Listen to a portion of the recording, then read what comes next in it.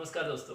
तो आज का हमारा टॉपिक है इलेक्ट्रोकेमिस्ट्री और इसमें हम जी सेट के आज तक जितने भी क्वेश्चंस आए हैं वो सारे कवर करेंगे।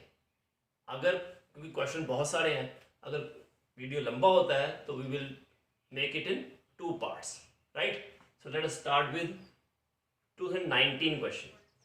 Question came in 2019 that for strong electrolyte the plot of molar conductance versus under root C is either parabolic, linear, sinusoidal or exponential. So you know, according to Debye-Huckel-Onsager equation,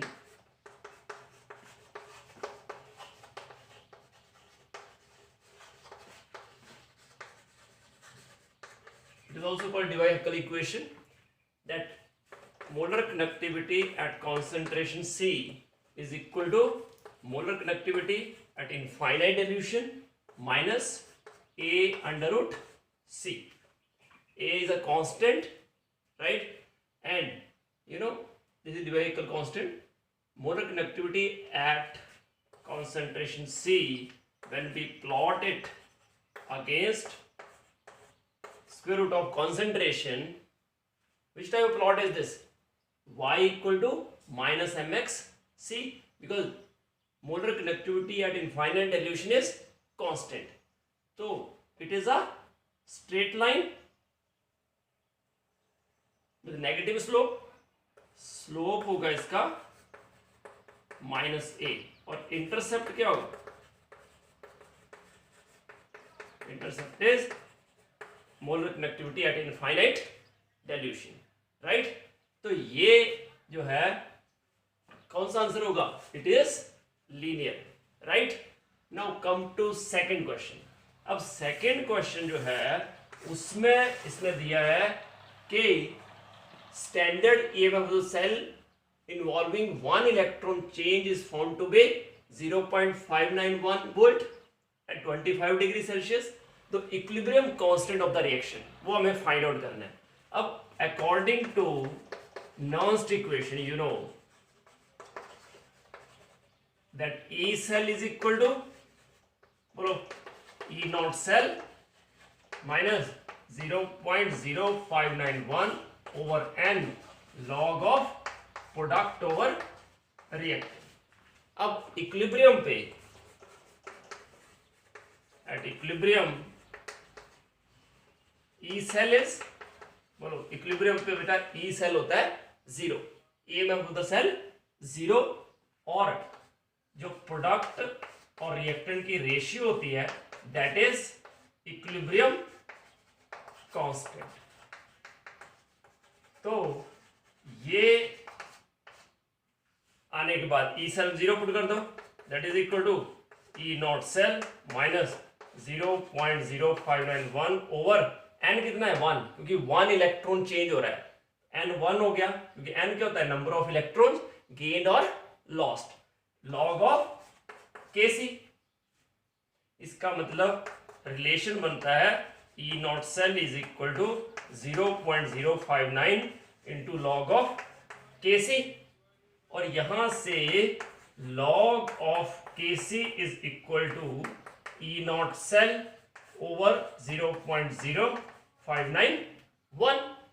तो E not cell है 0.591 given है, divided by 0.0591 that is equal to 10. तो log केसी जो है that is 10. तो केसी कितना हो गया? 10 रेज़्ड पावर 10, राइट. तो ये अपना आंसर आ गया see. So just note down, then we will do next question. Okay,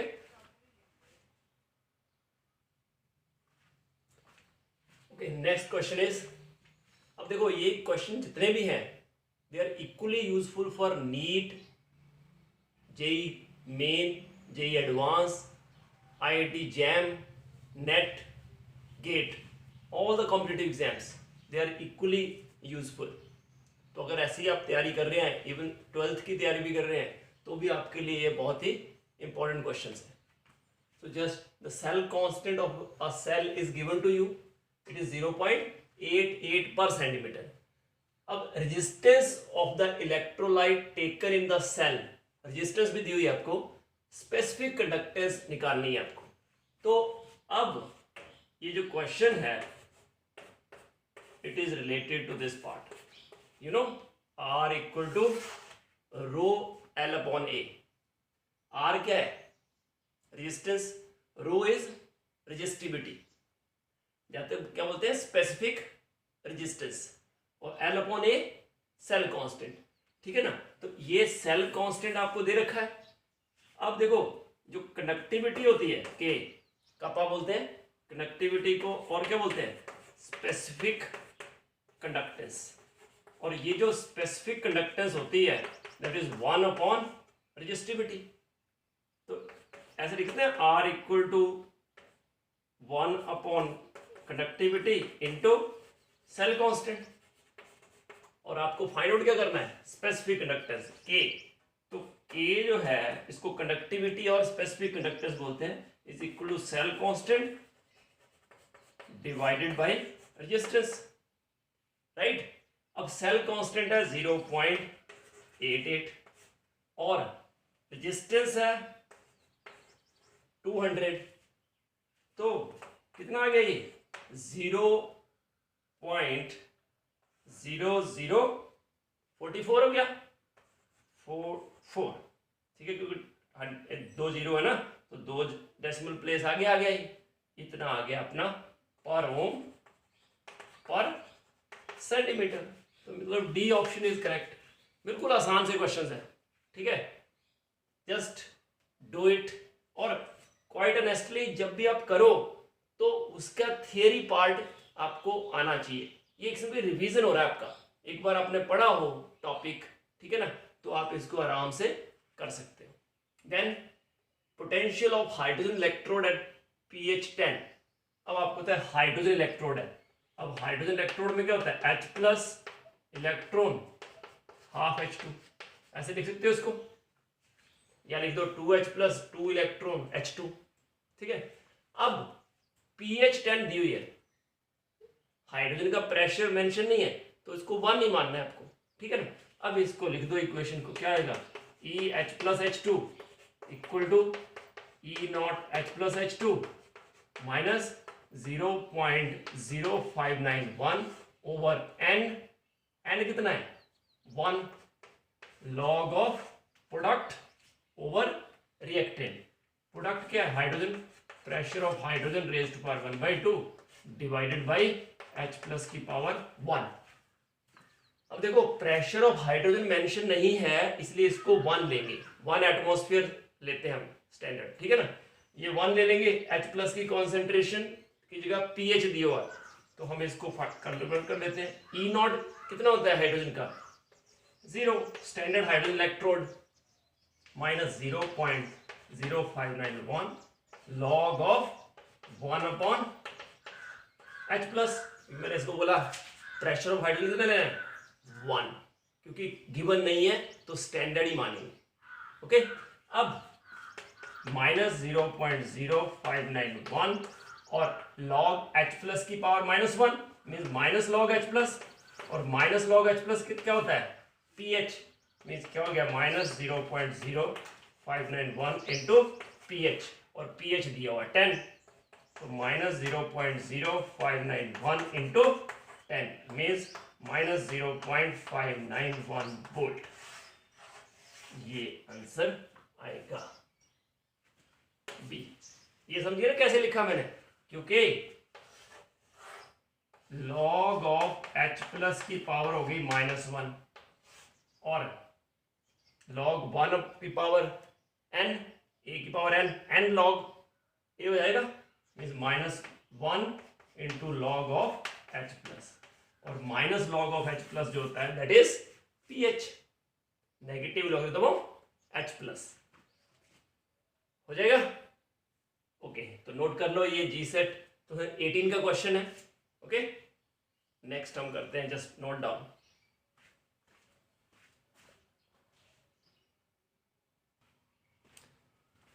okay, तो next question is the molar conductance at infinite dilution of sodium acetate, hydrochloric acid and sodium chloride are given to us.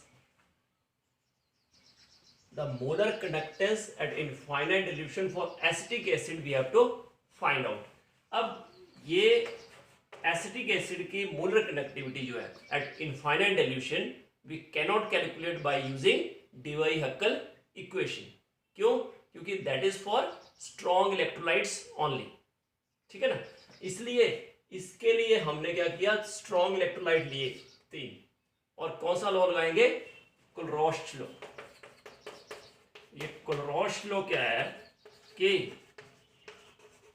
According to Kohlrausch law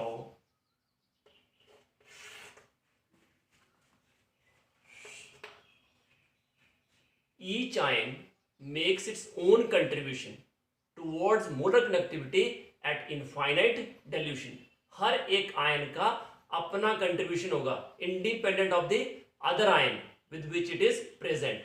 जैसे मान लिया sodium acetate है, तो इसमें कौन से ion है? एक सोडियम आयन है, एक एसीटेट आयन है. तो वो एसीटेट आयन चाहे एसिटिक एसिड में हो या किसी और एसिड में हो, कैल्शियम एसीटेट में हो, उसका कंट्रीब्यूशन सेम रहेगा. वैसे ही सोडियम क्लोराइड है, तो सोडियम आयन चाहे सोडियम आयन ब्रोमाइड के साथ हो, क्लोराइड के साथ हो, आयोडाइड के साथ, उनका कंट्रीब्यूशन करेगा सेम. इस फंडे का हम यूज करेंगे और उसके अकॉर्डिंग हमें देखो molar connectivity at infinite dilution चाहिए एसिटिक एसिड की. अब एसिटिक एसिड में कौन कौन से आयन है? एक चाहिए आपको एसीटेट आयन की कंट्रीब्यूशन और दूसरी किसकी चाहिए? H+ ion. इन दो की कंट्रीब्यूशन चाहिए. अब एसीटेट आयन सोडियम एसीटेट में है, हमने सोडियम एसीटेट लिया. अब सोडियम एसीटेट जो लिया, इसमें एसीटेट आयन का कंट्रीब्यूशन आ गया, बट उसके साथ दहेज में सोडियम आयन का कंट्रीब्यूशन भी आ गया. ठीक है ना. अब फिर हमने क्या लिया? HCl के लिए क्या लेंगे? हाइड्रोक्लोरिक एसिड ले लिए.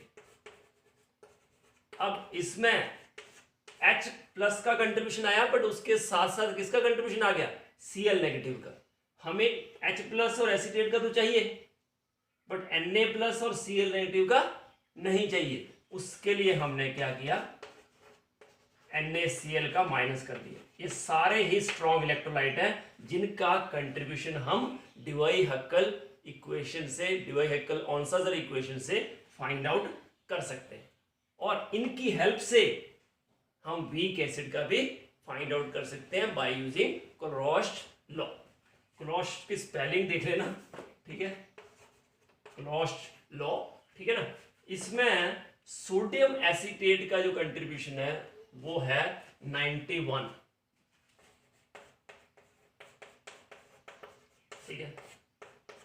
HCl का कंट्रीब्यूशन जो है वो है 426.16 इंटू,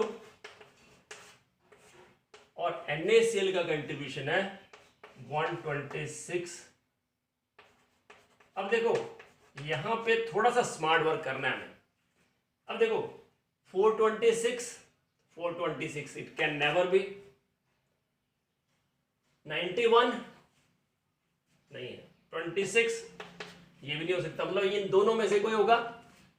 अब ये 426 में 91 प्लस किए और 126 माइनस, तो 36 तो हो नहीं सकता. इसका मतलब 390.7 होगा. कैलकुलेट भी कर लेना आप. तो यहां से मैंने ये लिखा, ये लिखना भी नहीं था, आपको सीधा आंसर आ जाना चाहिए था कि दो तो ऑप्शन हो नहीं सकते, बचा ये दो. इनमें से 426 और 91 प्लस हो रहे हैं, 126 माइनस हो रहे हैं, तो 91 और 126 में ज़्यादा डिफरेंस तो है नहीं. मतलब 400 के करीब ही आएगा आंसर. समझ में आया? इस तरह से आप कर सकते हो. ठीक है. तो आंसर ये आएगा 390.7 s/m² पर मोल. Got it. अब दूसरा क्वेश्चन बिल्कुल लॉजिकल क्वेश्चन है. The ion that has the highest molar electrical conductance. अब देखो मोलर इलेक्ट्रिकल कंडक्टेंस जो है that depends upon the ionic mobility. कितना फास्ट आयन मूव करता है। जितना स्मॉल आयन होगा उतना फास्ट मूव करेगा, ठीक है। तो इनमें से सबसे स्मॉल आयन कौन सा है? Everyone knows, H+. Okay, so next question is again from GSET 2018. The following plot was obtained in a conductometric titration, then it must be a titration between. अब देखो ये आ गया इसका न्यूट्रलाइजेशन पॉइंट, ठीक है ना। पहले क्या हो रहा है? शार्प डिक्रीज हो रहा है कंडक्टेंस में, और फिर कोई इंक्रीज नहीं हो रहा है, नॉर्मल प्लॉट है, जैसे जैसे बेस डालते जा रहे हैं। इसका मतलब पहले ये कोई स्ट्रॉन्ग, क्योंकि स्ट्रॉन्ग पार्ट जो है वो ज़्यादा कंडक्टेंस करेगा, वीक कम कंडक्टेंस करेगा, क्योंकि स्ट्रॉन्ग जो होगा चाहे एसिड हो या बेस उसमें आयन ज़्यादा होंगे, डिसोसिएशन ज़्यादा होगी। और जो वीक होगा, वीक एसिड हो या वीक बेस हो, उनके आयनाइजेशन क्या होगी? कम, आयन्स होंगे कम, तो कंडक्टेंस भी कम, राइट। तो इसका मतलब ये वाला पार्ट है ड्यू टू वीक, तो न्यूट्रलाइजेशन के बाद तो बेस ही है, इसका मतलब ये वीक बेस की वजह से। और ये जो है it is due to strong acid, इसका मतलब strong acid versus weak base का प्लॉट है ये, समझ गए। अगर यही प्लॉट ऐसा होता, बोलो यहां मैं वॉल्यूम ऑफ बेस लिखता हूं और यहां कंडक्टेंस, बोलो किसका प्लॉट होगा ये? पहले तो नॉर्मल है, ठीक है ना, इसका मतलब पहले ये वीक एसिड था कोई, न्यूट्रलाइजेशन के बाद जब बेस ही बचा सिर्फ, तो बेस एकदम शार्प इंक्रीज हो रहा, मतलब स्ट्रॉन्ग बेस, तो वीक एसिड स्ट्रॉन्ग बेस का प्लॉट होगा ये। अगर मैं प्लॉट को ऐसे बनाता हूं,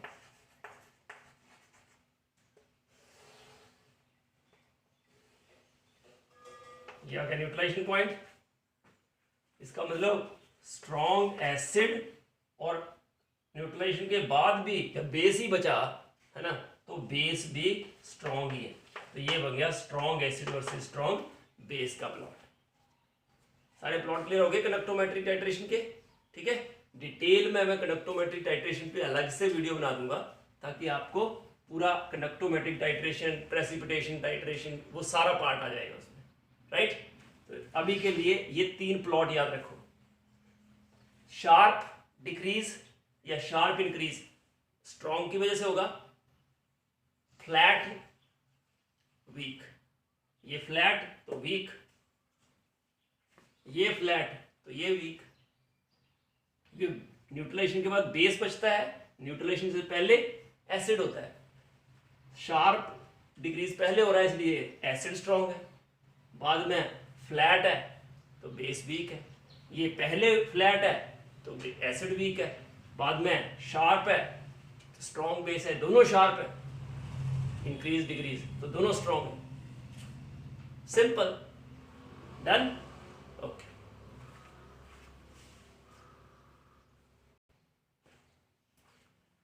So next question are from GSET 2017 paper 2. The standard cell potential is 0. So which of the following cell is that? तो आपको पता है जो कॉन्सेंट्रेशन सेल होते हैं उनमें इलेक्ट्रोड भी सेम होता है, इलेक्ट्रोलाइट भी सेम होता है, सिर्फ कॉन्सेंट्रेशन डिफरेंट होती है। और यू नो कॉन्सेंट्रेशन डिफरेंट होगी तो ई सेल डिफरेंट होगा, बट ई नॉट सेल जो क्या होता है, E not cathode minus E not anode. और अगर इलेक्ट्रोड और इलेक्ट्रोलाइट सेम हो, मतलब इलेक्ट्रोड सेम हो, तो ई नॉट वैल्यू सेम होती है। इसका मतलब E not cell for all the concentration cells is 0। जैसे मैंने लिखा, एक कॉन्सेंट्रेशन सेल लिखता हूं, zinc solid, zinc 2 plus concentration C1, Zn2 plus C2, Zn solid, ये एक कॉन्सेंट्रेशन सेल है।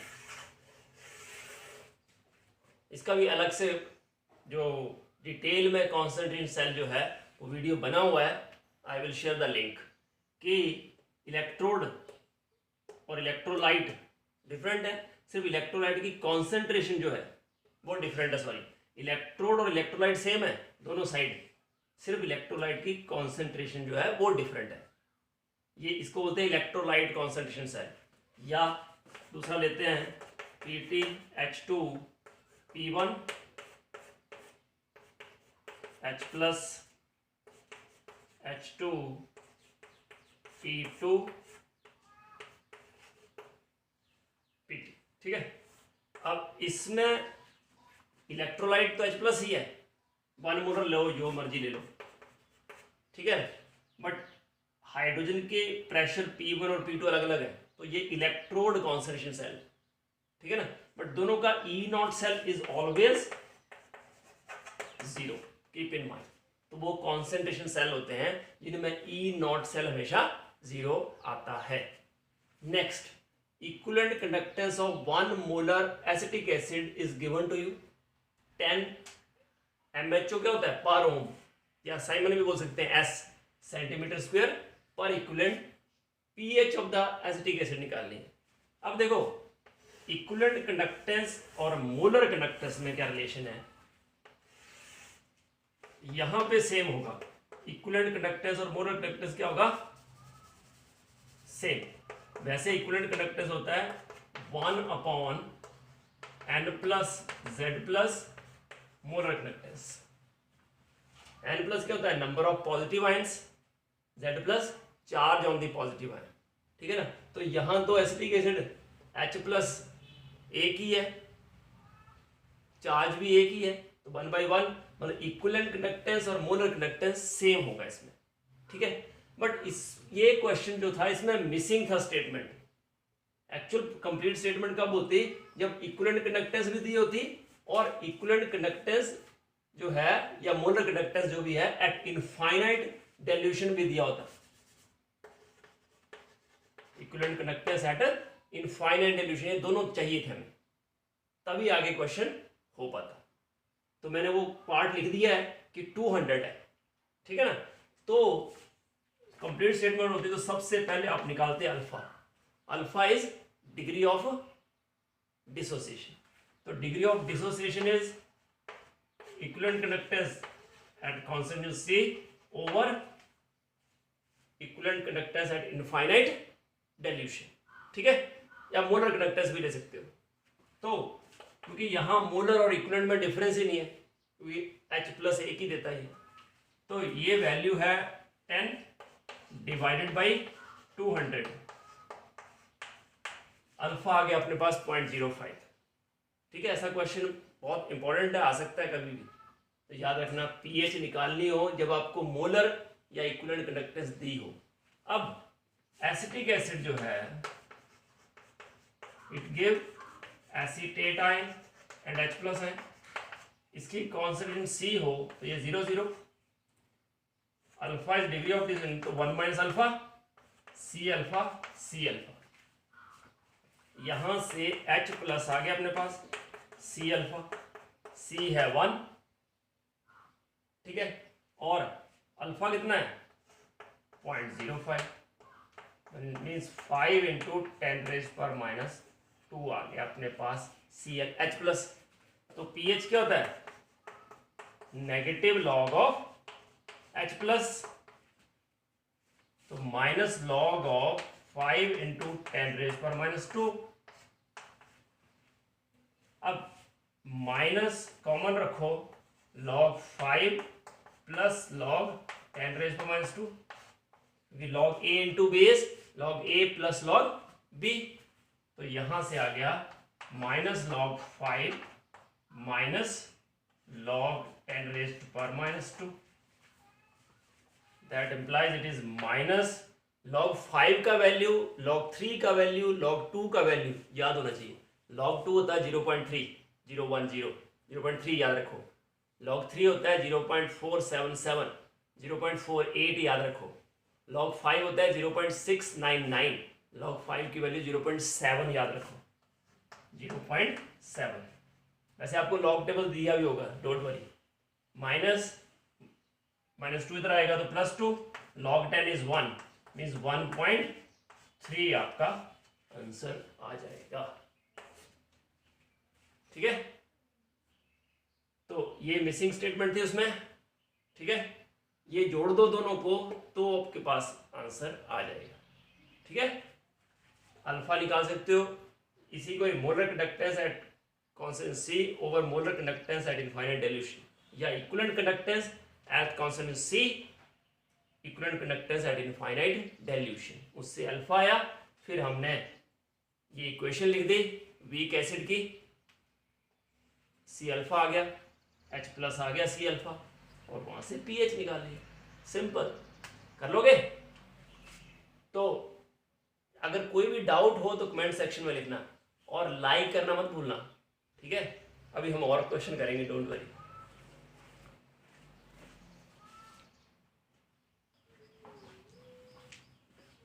So next question is again from GSET 2017 paper 2.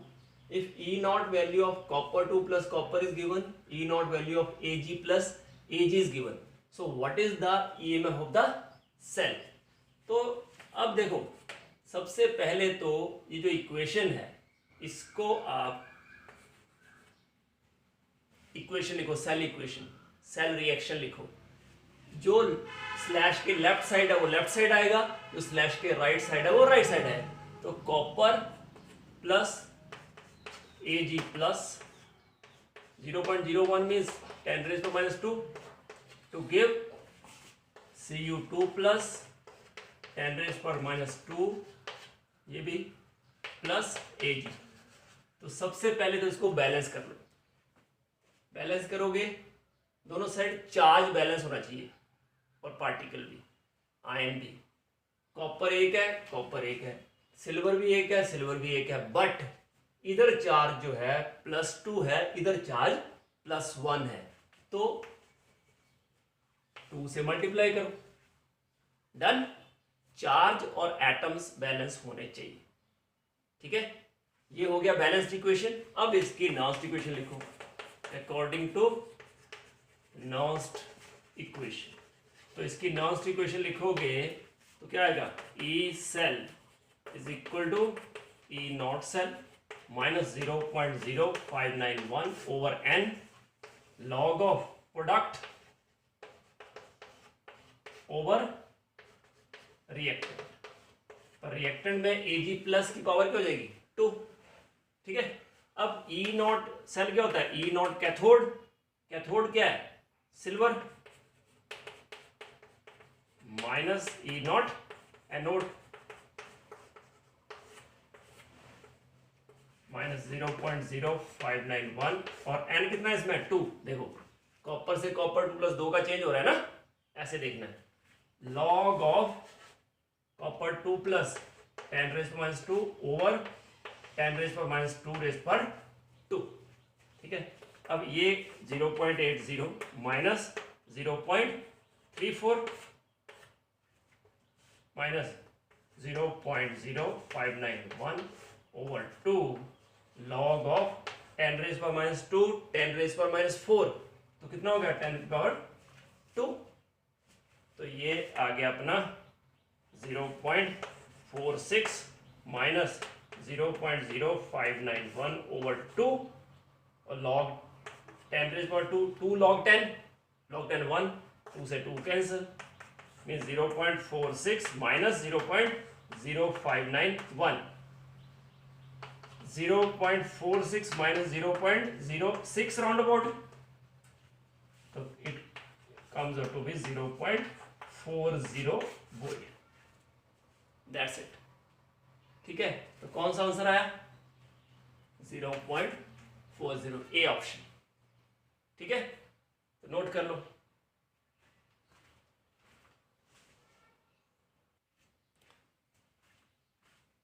So next question is the EMF of the cell H2 gas buffer. So buffer में क्या होगा, H plus ion, ठीक है ना, और दूसरी साइड है नॉर्मल कैलोमल इलेक्ट्रोड। तो देखो ये जो पूरा सेल है, आपको पता है ना, ये लोन लेफ्ट साइड वाले इलेक्ट्रोड पे ऑक्सीडेशन होती है, वो क्या करता है, एनोड, और उस पर नेगेटिव साइन होता है, ठीक है ना। ये एनोड साइड है और ये कैथोड साइड है, यही हुआ ना मतलब, ठीक है ना। अब अपने को ईएमएफ ऑफ द सेल दिए हुए, ई सेल क्या होता है, ई कैथोड, कैथोड क्या है H2 और H प्लस का बफर, बफर लिखने का मतलब है H प्लस है ही, ठीक है ना, H प्लस का बफर है, minus E of, sorry this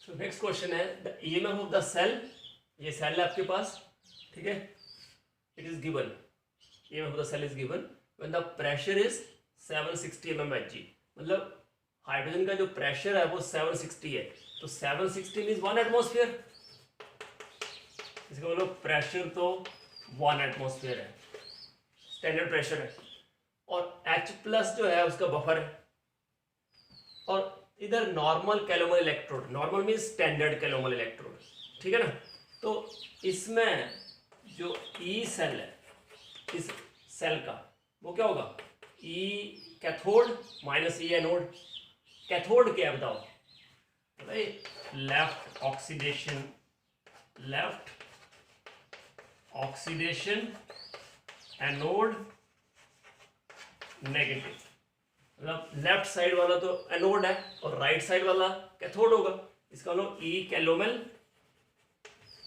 minus E H plus H2, कौन सा बफर, अब ई कैलोमल जो है वो ई कैलोमल और ई नॉट कैलोमल सेम होगा, क्योंकि नॉर्मल कैलोमल इलेक्ट्रोड यूज कर रहे हैं, इसका मतलब ये तो हो जाएगा 0.28 और ये है 0.6885 minus E not of H plus buffer H2, इसका मतलब E not H plus H2 क्या हो जाएगा, इसको H प्लस ही लिखता हूं, बफर लिखो ना लिखो, ये वैल्यू जो है वो है 0.28 माइनस 0.6885, तो कितना हो गया ये 0 माइनस 0.4085। अब आपको पता है कि ई H प्लस H2 जो है that is equal to E not H plus H2 minus equation लिख लो H plus plus electron to half H2, ये इक्वेशन होती है, तो माइनस 0.0591 ओवर n क्या हो 1 लॉग ऑफ प्रोडक्ट, मतलब P ऑफ H2 की पावर 1/2 ओवर H प्लस की पावर 1, ये तो 0 होगा, माइनस 0.0591, ठीक है,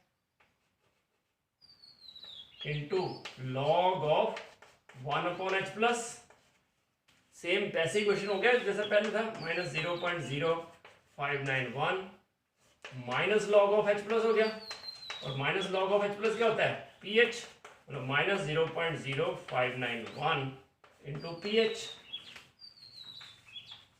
दैट इम्प्लाइज कि ये वैल्यू जो है वो होगी minus 0.0591 pH equal to minus 0.4085, तो pH क्या हो गया, माइनस से minus cancel, 0.4085 over 0.0591, take it as 0.06, तो 0.4085 over 0.06,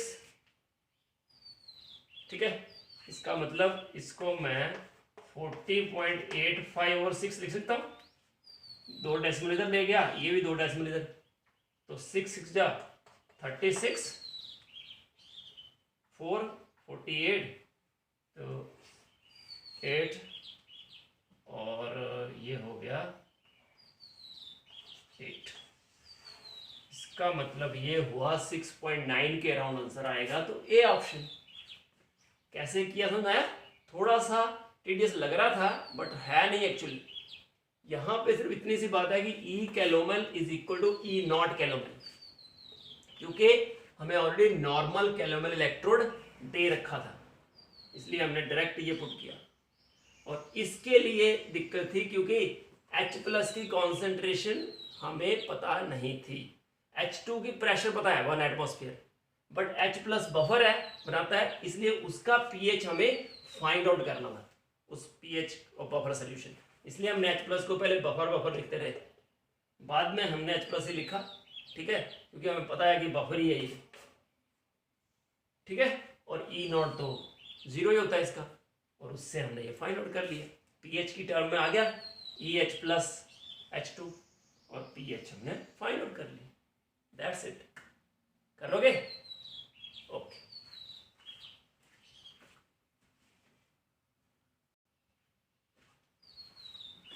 Now next question is, how much will the potential of the hydrogen electrode changes when its solution initially at pH 0 is neutralized to pH 7?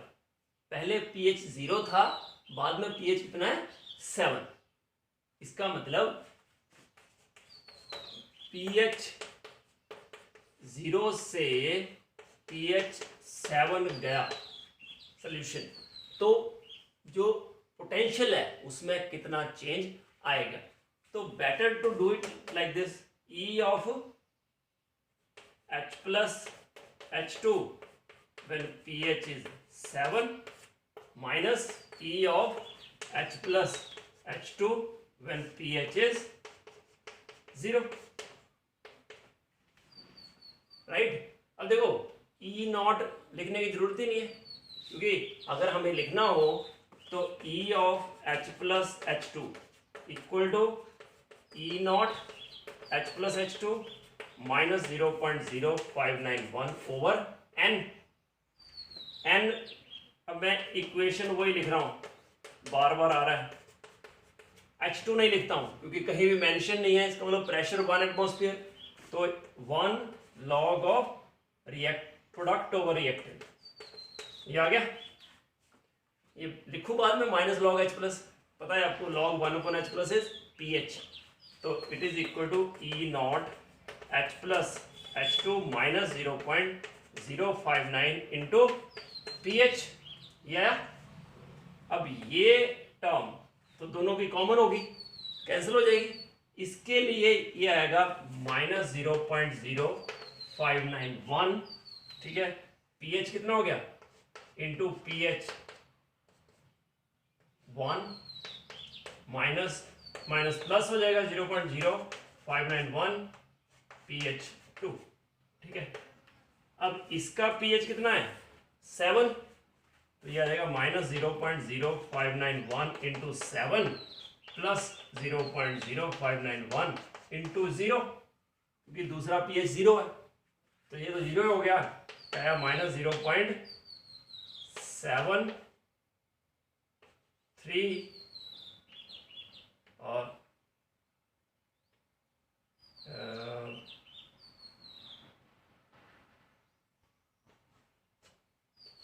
0.35 और 3 means 0.4337 हुआ, समझे। या मैं 6 से लिख देता इसको तो 42 हो जाएगा सीधा, पर 59177 और ये 341 है ना, तो 0.41, इसका मतलब it is decreased bye 0.41। Got it? कर लोगे? बिल्कुल आसान सा क्वेश्चन था, ठीक है। कैलकुलेशन में मैं फंस गया थोड़ा सा, but any how you can do it, because एक ही ऑप्शन थी जहां डिक्रीज बाय 0.4 के करीब था, बाकी तो इंक्रीज है, ये तो हो नहीं सकता। यहाँ डिक्रीज बाय 0.059 वो भी नहीं हो सकता, एक ही ऑप्शन बचती, कैलकुलेशन की जरूरत ही नहीं थी। Got it? डन? ओके।